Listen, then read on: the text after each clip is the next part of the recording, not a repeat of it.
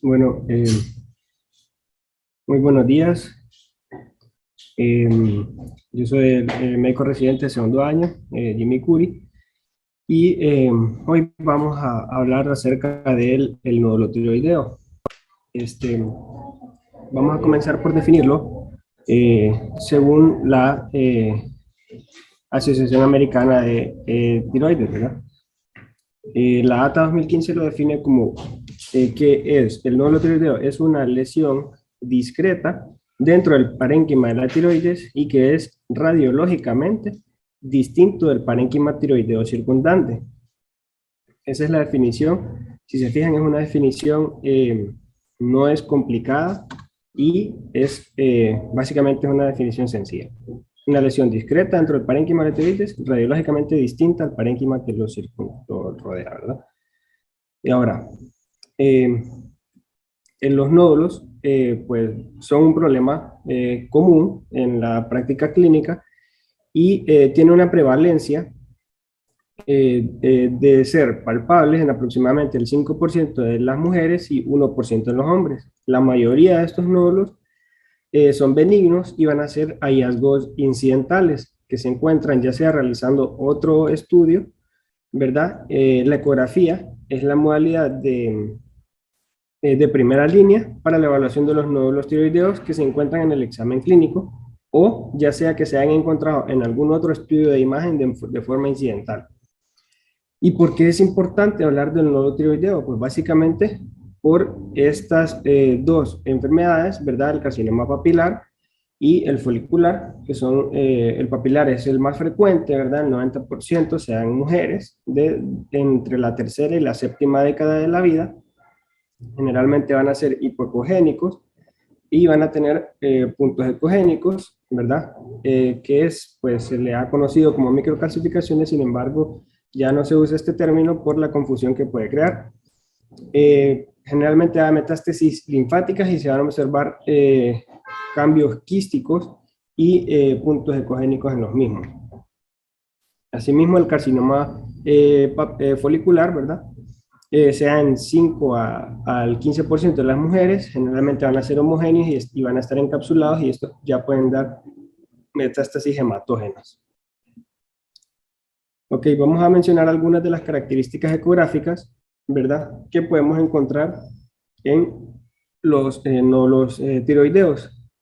Pues las calcificaciones, ¿verdad? Que lo vamos a observar como focos ecogénicos en el 95% de los casos. Bueno, hay que mencionar que aunque las calcificaciones se pueden ver tanto en procesos benignos como en malignos, es una característica ecográfica que más se asocia a la malignidad. Eh, los focos ecogénicos pueden ser punteados y sin sombra posterior, estar asociados a un carcinoma papilar de tiroides y es importante saber diferenciarlo del coloide, que este se va a observar como un foco ecogénico, pero va a mostrar un artefacto en cola de cometa.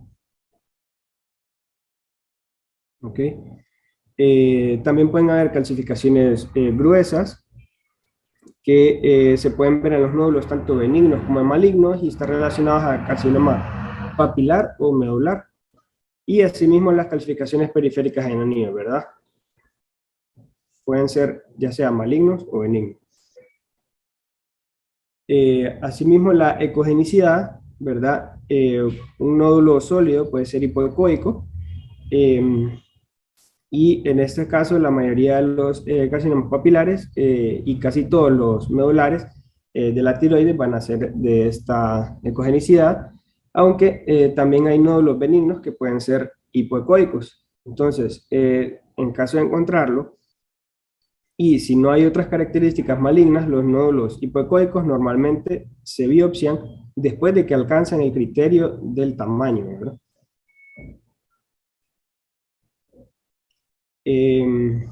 Bueno, pueden ser isoecoicos, que en el 25% se asocian a folicular y medular, ¿verdad? Pueden ser hiperecoicos, tienen un 5% de probabilidad de ser malignos, y pueden tener un componente quístico grande que favorece la benignidad, aunque una porción significativa de los carcinomas papilares van a tener un componente quístico.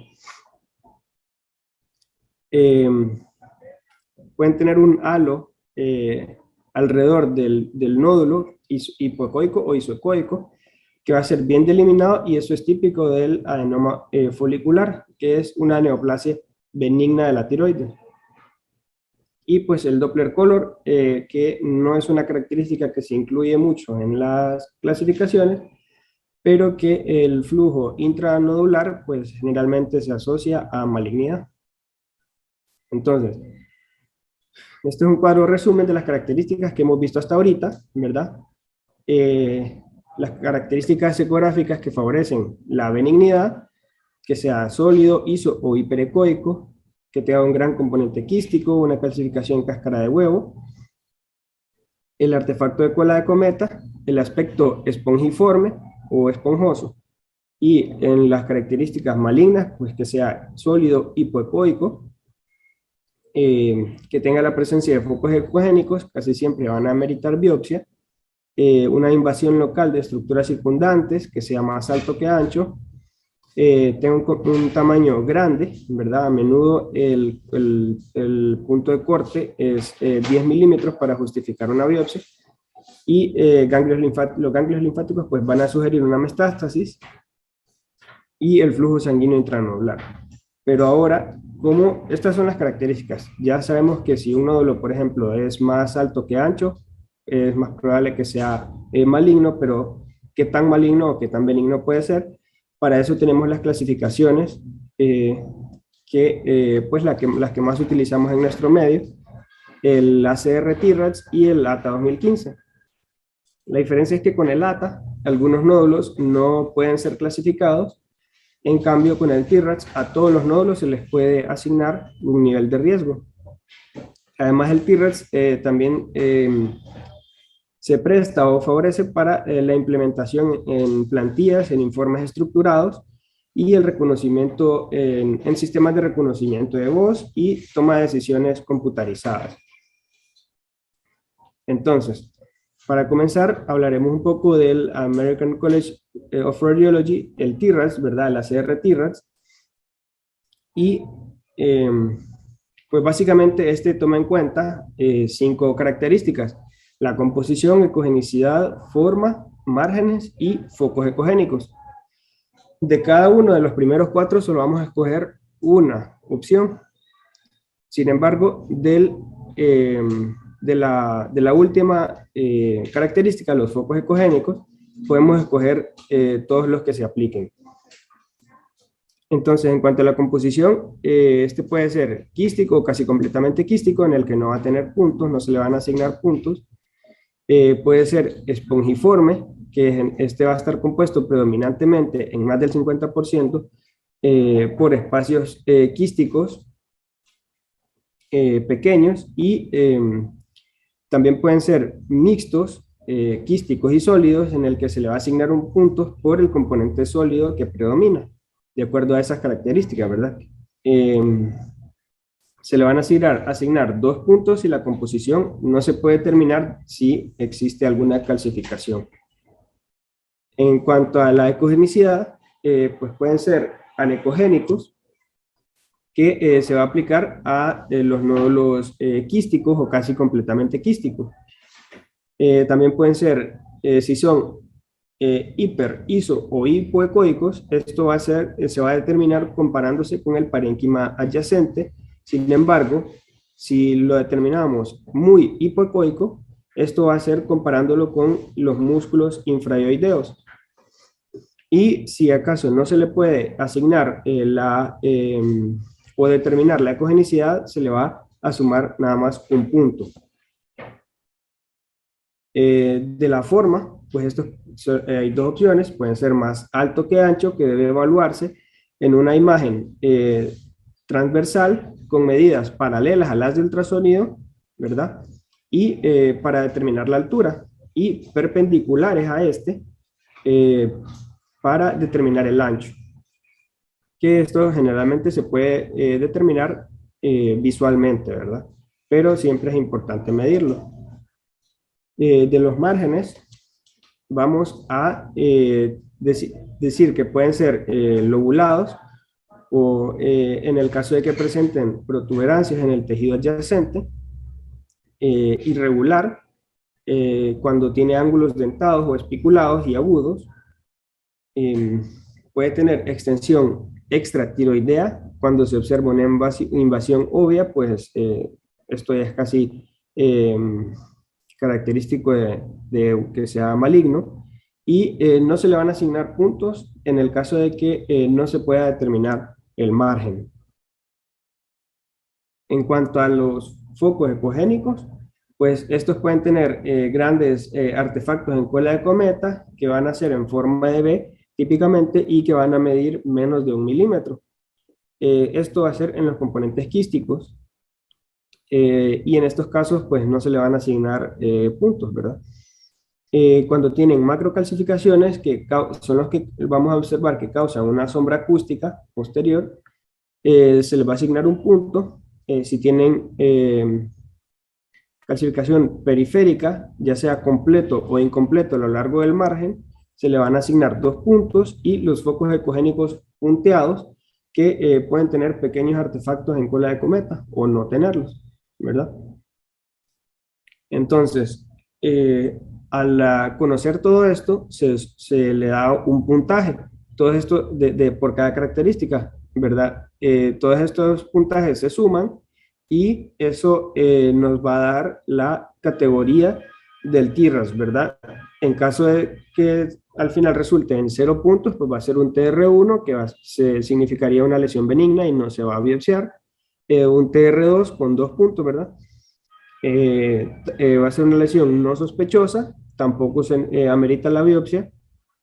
Con 3 puntos sería un TR3 de baja sospecha, y se va a biopsiar en caso de que mida más de 2,5 centímetros, y solamente se le va a dar seguimiento cuando mide más de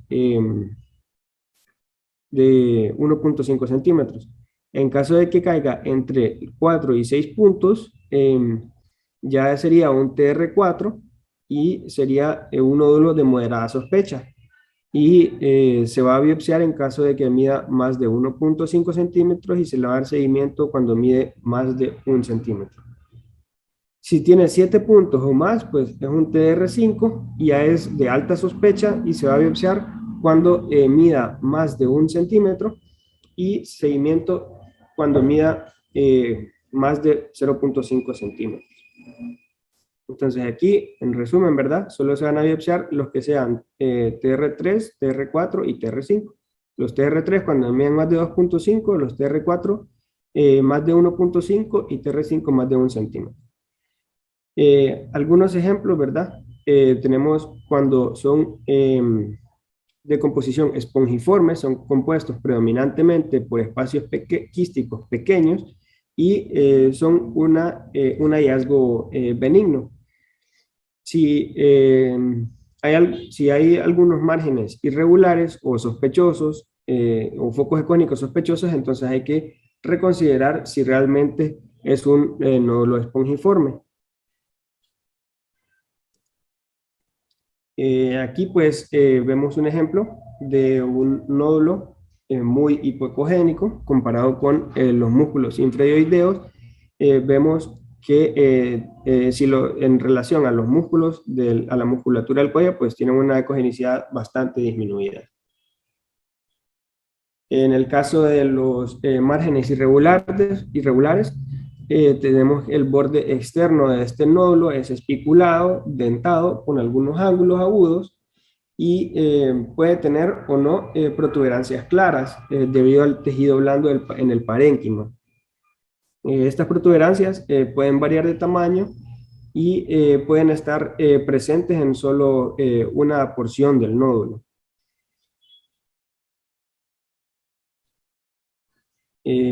Aquí tenemos ejemplo de los focos ecogénicos, ¿verdad? Que van a ser puntiformes, que miden menos de 1 milímetro de diámetro y que ocasionalmente pueden tener artefactos en cola de cometa. Entonces, la manera en que se va a abordar estos nódulos al momento de realizar el ultrasonido, pues es importante que deben ser medidos en tres ejes. Tomar la dimensión máxima en el eje axial, la dimensión máxima en el eje perpendicular a la medición anterior, siempre en la misma imagen transversa, y la tercera medición sería el diámetro máximo longitudinal en una imagen sagital. Cada nódulo eh, debe ser vigilado y, perdón, cada nódulo que nosotros consideremos que necesite seguimiento debe ser enumerado secuencialmente y debe ser etiquetado de forma, según su ubicación, ¿verdad? En la glándula tiroides, de forma que sea bien específico si está a la derecha, a la izquierda, en el istmo, si está en la porción superior, media o inferior, o incluso si está lateral, medial, anterior o posterior, ¿verdad? Todos esos detalles de localización deben ser registrados y etiquetados en el nódulo. Solamente 4 nódulos se les va a dar seguimiento. No se deben seguir más de 4 nódulos y se van a seguir nada más los que tienen las puntuaciones más altas en el TIRAS y que estén por debajo del umbral del tamaño en el que se le va a realizar biopsia. Esto porque hacer un informe detallado de más de 4 nódulos, esto solamente complicaría y alargaría innecesariamente los informes, ¿verdad? El aumento del tamaño, pues esto se va a determinar cuando hay un aumento de más del 20% en al menos 2 de las dimensiones y un aumento mínimo de 2 milímetros o un aumento del 50% del volumen del tamaño, del volumen del nódulo. Si nos encontramos con que hay 3 o más nódulos que se encuentran dentro de las pautas del TIRAS para realizar biopsia, los 2 que tengan la apariencia más sospechosa sobre el total de los puntos son los que van a someterse a biopsia, incluso si no son los más grandes, ¿ok? Siempre vamos a escoger de los 4 que le vamos a dar seguimiento, si alguno, si los 4 o más de 2 necesitan biopsias, vamos a escoger los que tengan las características malignas, las mayores características malignas, ¿verdad? No nos vamos a basar tanto en el tamaño, sino que aunque no sean los más grandes, siempre vamos a escoger los que tengan las características malignas. ¿Y cómo se les va a dar el seguimiento? Pues en caso de que sean un TR5, se le va a dar seguimiento cada año hasta por 5 años, un TR4 a los 1, 2, 3 y 5 años. En los TR3 se les da seguimiento al primero, tercero y quinto año, ¿verdad? Y los seguimientos pueden detenerse a los 5 años si no hay cambios en el tamaño. Entonces aquí un ejemplo de cómo deben medirse los nódulos en los diámetros en cada plano de un nódulo tiroideo y cómo deben enumerarse secuencialmente y etiquetarse según la ubicación en la glándula tiroides. Entonces, en el plano transverso vamos a medir el diámetro anteroposterior, ¿verdad? Y perpendicularmente el diámetro transverso. Y en la imagen longitudinal, pues el diámetro máximo longitudinal del nódulo. Asimismo, deben numerarse secuencialmente, ¿verdad? En este caso es el nódulo número 3, que está en la porción medial y superior, ¿verdad? De la glándula tiroides. Al momento de realizar el reporte, es importante que se documente debidamente dónde están localizados estos nódulos. Entonces, aquí hay una plantilla ejemplo de la bibliografía de cómo ellos los numeran como nódulo 1, 2, 3 y 4 y realizan un esquema de la localización y asimismo lo ubican en forma anterolateral, ¿verdad? En este caso también sería en la porción superior del lado izquierdo. y asimismo con el resto de los nódulos, ¿verdad? Ok, eso con el TRAS, ¿verdad? Con el ACR TRAS. Ahora vamos a hablar cómo lo aborda la Asociación Americana de Tiroides, el ATA 2015, ¿verdad? Bueno, cabe mencionar que existen algunas guías DATA para niños, sin embargo, de las que vamos a tratar hoy, eh, no deben ser aplicadas en niños menores de 18 a 20 años. El TRAS es una escala más o menos visual, ¿verdad? Sin embargo, también tiene sus criterios de biopsia, ¿verdad? Y de características malignas.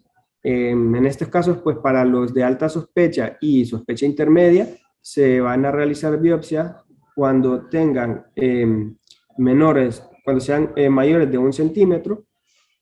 Para los de baja sospecha, se va a realizar la biopsia si son más de 1,5 centímetros y los de muy baja sospecha más de 2 centímetros. En caso de que sean benignos, pues no se le va a realizar biopsia. Este pues el resumen de lo que les acabo de mencionar, ¿verdad? El tamaño de cada nivel de sospecha en el que se va a realizar la biopsia y las características de cada uno, pues las vemos en esta imagen, en este cuadro. Si son de alta sospecha, pues vamos a ver un nódulo sólido hipoecoico o parcialmente quístico con un componente hipoecoico sólido y además una o más de las siguientes características con sus márgenes irregulares, los focos ecogénicos, que va a ser más alto que ancho y puede tener calcificaciones en anillo con extensión del componente blando o evidencia de extensión extratiroidea.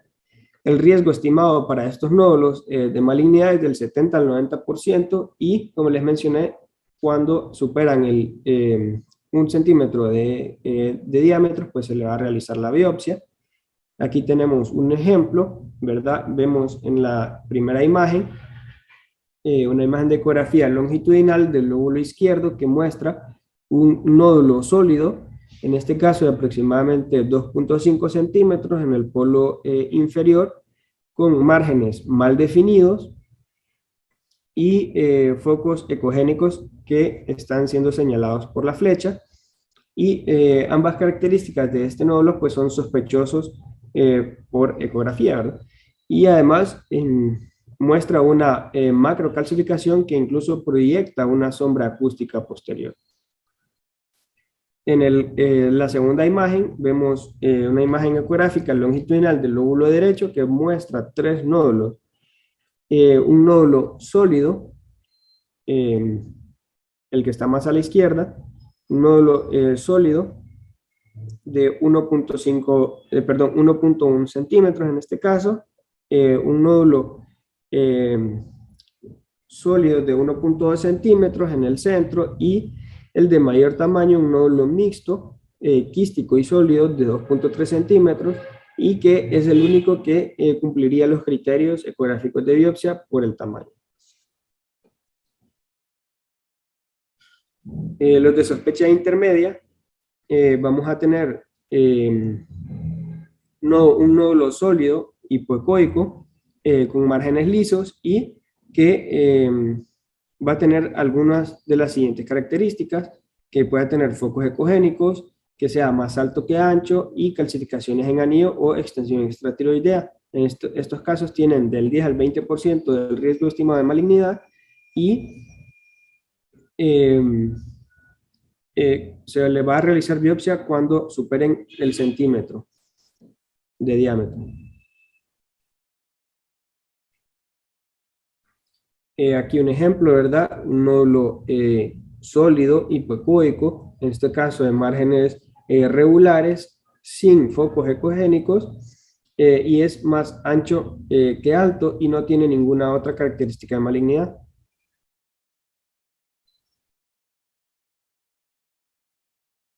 En el caso de los de baja sospecha, vamos a tener un nódulo sólido que puede ser iso o hiperecoico, o ser un nódulo parcialmente quístico con áreas excéntricas sólidas y no tener signos de malignidad.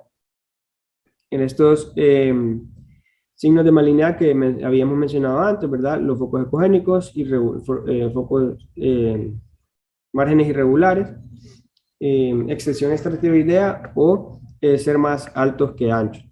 Estos van a tener un riesgo estimado del 5 al 10% y se les realiza biopsia cuando superan el 1.5 centímetros de diámetro. Aquí tenemos un ejemplo, en este caso un nódulo sólido hiperecogénico de márgenes definidos, sin calcificaciones, y en esta imagen un nódulo de similares características, pero parcialmente quístico con áreas sólidas excéntricas.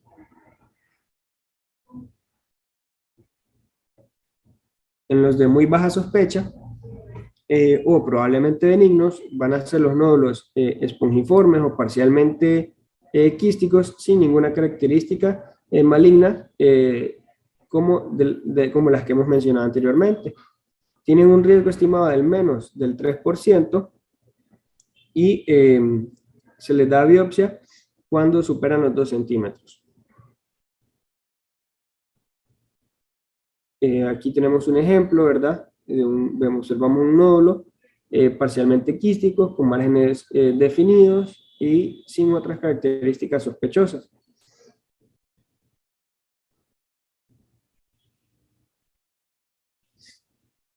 En los benignos, pues vamos a tener un nódulo quístico que no va a tener un componente sólido, básicamente es un nódulo, un quiste.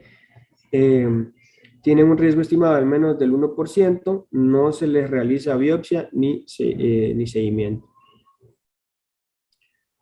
En este caso, pues vamos a observar la apariencia típica anecogénica, ovoidea, márgenes bien definidos, un refuerzo acústico posterior y sin ninguna característica maligna.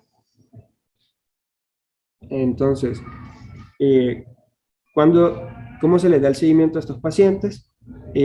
Cuando son de alta sospecha, se les realiza el seguimiento de un año y se les hace biopsia. Se les da seguimiento de 1 a 2 años a los nódulos de sospecha, de baja sospecha o de sospecha intermedia, y se les realiza biopsia cuando hay un aumento de tamaño o adquiere alguna característica sospechosa. El seguimiento más de 2 años, ¿verdad? A los de muy baja sospecha, y no se continúa dando seguimiento cuando hay múltiples ultrasonidos y que tienen características benignas y que ya se les han realizado 2 biopsias con resultados benignos. Cuando existen varios nódulos mayores de 1 centímetro, pues se les realiza una valoración similar. Cada nódulo conlleva su propio riesgo de malignizar y se le realiza biopsia a los que tienen una apariencia ecográfica y sospechosa y tamaño según el nivel de malignidad, ¿verdad? De sospecha. Y si no son sospechosos, pues solamente se le va a realizar biopsia cuando miden a los más grandes, que miden más de 2 centímetros. Ok. Aquí les traigo una tabla, ¿verdad? Básicamente es un resumen de todo el ATA, ¿verdad? Y de todo lo que hemos hablado el día de hoy, ¿verdad? Cada nivel de sospecha con sus características ecográficas que puede tener o que puede no tener, el nivel de malignidad de cada uno y cuándo realizarse biopsia, ¿verdad? Los criterios de tamaño. Pues básicamente esta era la clase que tenía preparada para hoy, esta es la bibliografía consultada y no sé si tienen alguna pregunta o comentario.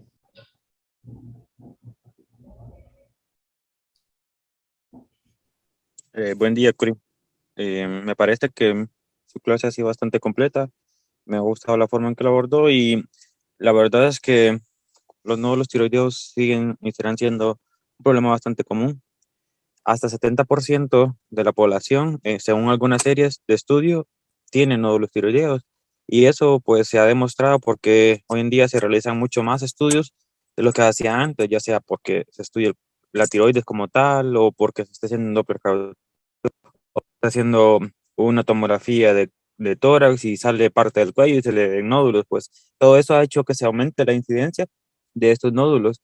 Y es muy importante saber qué hacer con esos nódulos, especialmente por el ultrasonido, que es la forma de valorarlos, y darle las recomendaciones debidas, si es de sospechoso o no sospechoso, y si es benigno o no. Y con ello dar recomendaciones de seguimiento, tal como lo abordó usted. Y además de eso, también ser guía para los médicos clínicos que quieren hacerle biopsia a casi todo nódulo, ¿verdad? Pero es importante que podamos discernir entre a qué pacientes hacerle biopsia, a qué no, porque si no estaríamos malgastando recursos y eso es algo malo. Igual nuestro sistema de salud necesita ahorrar ese tipo de recursos. Y además de eso es muy importante tener siempre a la mano. Es posible que no nos acordemos de todos los detalles de la ATA o de las CRT-RAS, pero siempre es bueno tenerlo a la mano el, el flujograma de decisión. Y además es importante saber que a veces cuando estamos en la práctica clínica, ATA no nos suele dar respuesta en algunos casos, ¿verdad? Y es más difícil clasificar algunos nódulos. Y es ahí donde la CRT-RAS agarra un poco más de fuerza, ya que según la bibliografía que puso la CRT-RAS cuando publicó ese documento en el 2017, decía que ATA falló en clasificar el 3% de unos nódulos en una serie de estudios y que de esos 3% el 17% eran malignos. Entonces, es muy importante tener en cuenta eso cuando tengamos algún caso difícil de decidir si es qué tipo de clasificación darle, pues hacerlo por el puntaje de las RTRs, que puede ser un poco más exacto. Y ya que el ATA suele ser un poco más subjetivo, ya que yace en las características ecográficas según el atlas que nos da para poder decir. Pero excelente clase, Curi. Muchas gracias por la clase. Gracias, doctor. ¿No hay más dudas o preguntas?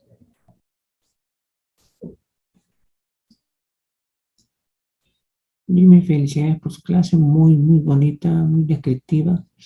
Algo importante es que el tierra y el ATA son parámetros que nos dan para tomar decisiones.